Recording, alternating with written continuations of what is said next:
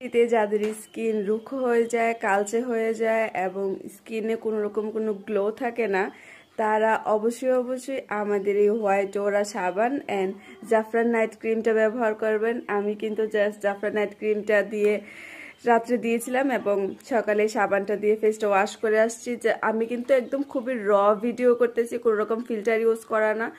So যারা চান যে এরকম সুন্দর একটা গ্লোয়িং স্কিন করতে, তার অবশ্যই আমাদের এই কম্বোটা ইউজ করবেন।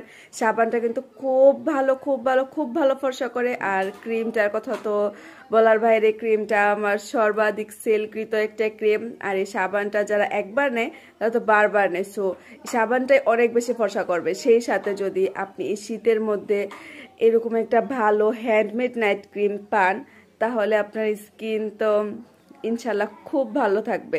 শীতের মধ্যে সবারই একটা কমন সমস্যা থাকে, স্কিন কালো হয়ে যায়, স্কিন রুক্ষ হয়ে যায়, স্কিন টান হয়ে যায়। সো আপনারা যদি আপনাদের স্কিনের কোমলতা ধরে রাখতে চান, তাহলে অবশ্যই আমাদের এই কম্বোটা ইউজ করবেন। এখানে একটা সাবান আর হচ্ছে একটা নাইট ক্রিম থাকবে, যেটা আপনার স্কিনকে খুব সুন্দর রাখবেন, হেলদি রাখবেন।